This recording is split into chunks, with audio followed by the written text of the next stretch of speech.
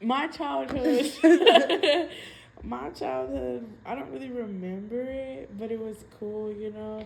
I was the only child for 14 years, so it was like a lot of attention on me. What else was the question? In your life growing up. In my life growing up, anything I wanted, I basically got. Period. Yeah, like I was very spoiled. My mom would say I was very crybaby sensitive as well. So like I was not good with like any criticism or anything I did wrong. I couldn't take it good. I wanted to be perfect. Next question. What are some experiences that have shaped who you are today?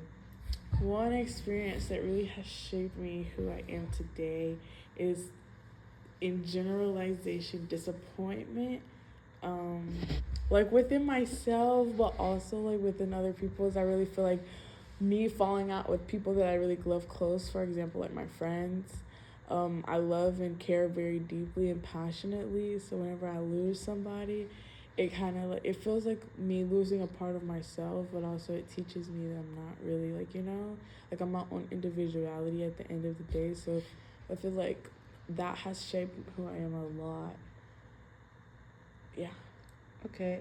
How would you describe yourself to someone who doesn't know you? Um, I am a very simplistic but complex person to get to know. I am sensitive and very passionate with the things that I care about. The older sister of the bunch, so I tend to hide how I really feel sometimes. I'm very active. I love money. I like nice things that can buy me money, and I'm struggling with my independence, but I have a lot of it. Okay. Can you describe a major challenge or difficult experience you have faced? Um, Finding my reason why. I see everyone's reason why it comes so naturally or easy to them, but there's no real reason as to why I do the things I do. I just do it. And so with it comes with that like being motivated and continuously doing the things that I do. I know I do it to make people like make an impact, but like I feel like it should be a little bit more deeper than that. So I struggled a little bit more with that. But then again, like that's me overthinking everything and thinking everything has to be so deep. So yeah. When did this challenge begin and how did it affect your life at this time? Wait, what was my challenge? Finding your reason why. Oh yes, finding my reason why. When did this become? When did this happen? I really feel like it happened probably like when I started becoming a teenager, honestly. Like when I hit those double digits, because within our generation, everything is so social media, being the best of the best, and everybody has it all figured out. So it's kind of very hard for me to keep up with that. Okay. How did it affect your life at this time? Or was that this question? No. How did it affect my life this time? Sometimes I still revert back to the old ways and as if I should be like everyone in our generation, but I have to remember that I am my own individuality at the end of the day, and that I can, even though it's not the same as somebody else, it's still special to me. And even though it might not be special to somebody, that doesn't mean that it's not special. Yeah. What emotions or thought did you experience during this time period? Very just defeatedness, hurt, grief. I was grieving the old self. I was grieving my old me and who I thought I was, and all the things I wanted to do and copy like other people. Um, Wait, what was the question? What emotions or thoughts have you experienced in this time period? But I also felt a different type of love, for sure. A different type of love for my friends and the people that I care about, um, as well as like a sense of pride in who I am. I now nobody can tell me who I am and who I'm not, because I like to hold that close to me. Do you feel like this experience was traumatic for you? Why or why not?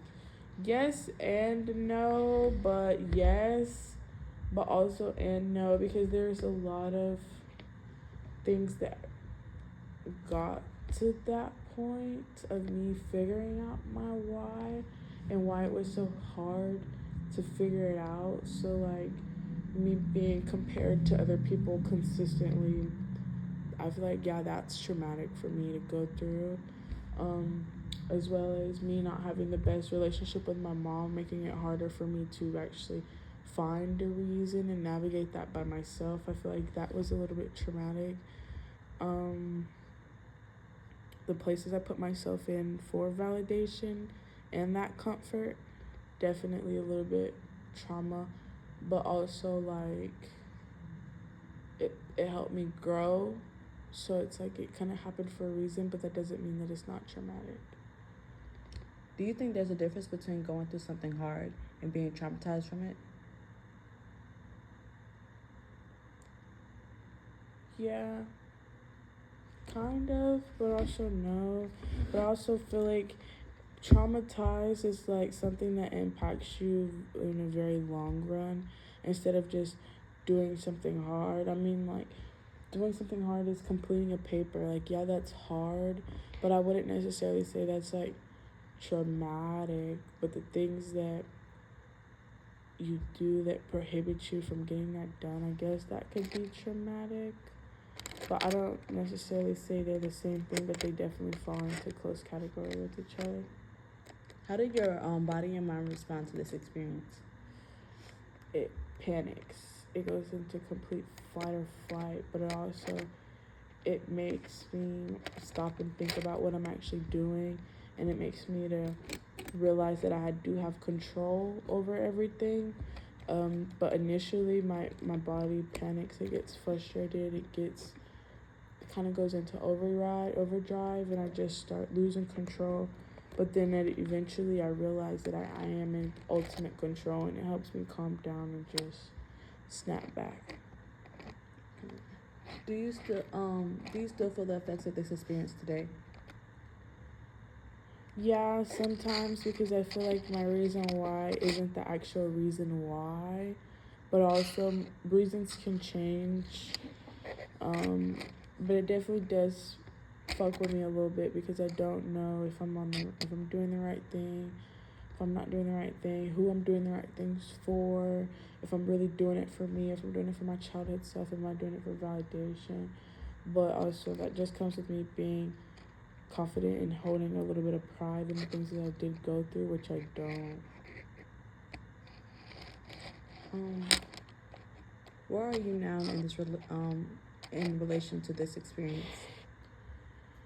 I feel like right now I'm in the stage of emerging, coming over, like overcoming it possibly, but I also don't know when I'm fully gonna overcome whatever this is. But I do know like it's not the worst, but I'm also not the best. It could still definitely be things I could work on to uphold my confidence and my reasons why, and just continue to strive and go as hard as I usually do for any reason. I feel like, I mean, yes, there should be a reason, but I shouldn't have to consistently prove myself or to myself that there is a reason, you know? But definitely emerging, and it's growing, and it's getting something that's easier for me to handle and talk about as the days go by. Would you say you are healed, still healing, or struggling? Why? A little bit in between struggling and healing, just because I healed from an old chapter of myself, but there's always another one or a new one to come.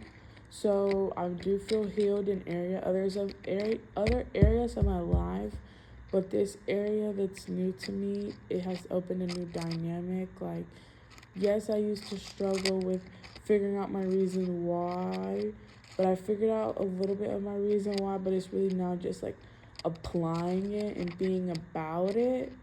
So I would really say, and like holding it with pride and not trying to compare to myself and think like, oh, it's not as good as so and so. So it's really just like struggling and healing, but that also comes with time. You know, I can't really rush the process. So.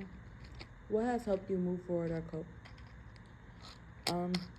Genuine connections, people that are proud of me and show me and tell me and make it known that they are proud of me, regardless if it's something like huge ass accomplishment or it's little. Like when they can see I have joy, I love them just like comforting me in that, because a lot of the time when I have joy, sometimes it's not reciprocated sometimes in the same way that I would like it to be. But also knowing the fact that I am in control regardless, that it's my life. I'm not a kid anymore. Yes, I do still have my mom to fall back on if I can, if she's available at the time, or if I need it. But it's also like, this is my life. I can do what I want. There's no more listening to other people's reasons why and feeling like that should be mine. It's just me. Have you ever felt stress or trauma physically in your body, like tension or headaches? Yes, I felt paralyzed one time. I actually, it gets so bad, like it's bad when I'm getting in the shower just to feel something. Like the shower calms me in my body. It gets so bad to a point where like sometimes I just can't even I can't even think straight without me just thinking myself back into consistent negative holes. So yeah, I felt it happen before. I've taken a nap in the shower before to calm myself down. I typically like to sleep as well, but sleeping is not the best way to cope with it, because it's kind of like avoiding it, or it's like disassociation. But yeah, I felt it before. My next question was, how do your thoughts on our emotions affect your physical health? I think you kind of answered that. Yeah, they literally just prohibit me from doing any normal tasks that I think I could do. It just makes it feel impossible or unreachable and unobtainable. How does your environment impact how you feel mentally and physically? If my room is dirty, I'm gonna feel dirty. If my mind is cluttered, my room is probably cluttered as well. My environment really reflects the things that be going on in my life, truly. If I've been surrounded by a lot of love and things like that, typically my mood is happy, but I typically stop thinking about myself and just start hyper focusing on that love. But also like when I'm alone, it takes time. When I'm alone in my environment, it allows me to take time to appreciate that. So it's just really my environment mirrors my mind, low-key. Have you ever felt judged or misunderstood because of your experience? Yes, a lot of the time. But I just realized that it's not in my control. How did that affect your mental health or willingness to seek help?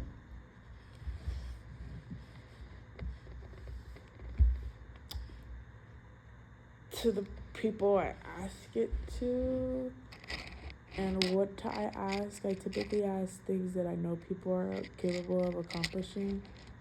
But I determine that on my own, so it kind of prohibits me from asking things that I feel like people aren't possible to accomplish, but they could be, but I don't ever know because I judge, just because I don't want to be disappointed when I could have just done it on my own, But it really just depends on what we're talking about. How did you respond to that stigma? But I think you already answered that, Ricky. Did you feel alone during this time? If so, what was that like? Depressing. I was crying every day. I don't want to go back. Did anything help reduce this loneliness? Weed and music. What personal strengths have helped you get through this? Personal strengths that helped me get through this. Knowing that I have control and I have total autonomy over my whole life, and weed. Were there any thoughts, habits that made this harder? Weed. But weed made it harder, but also me overthinking definitely made it harder. I have a victim mindset sometimes. I always think that I'm the one that's in the wrong, or like I've been wronged, or like, you know.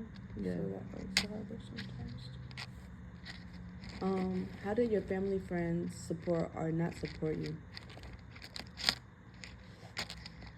My family, they try their best to support me, but they don't really believe in poor mental health or how mental health can impact you. They just tell me to keep going and kind of like get over it. But as for my friends, they allow me the space to be vulnerable and sad, but also like they keep it real with me at the end of the day and tell me the things that I do need to hear and not want to hear. And sometimes my family tells me the things I want to hear and not what I need to hear, so it just depends. My last question is, what advice would you give someone going through something similar?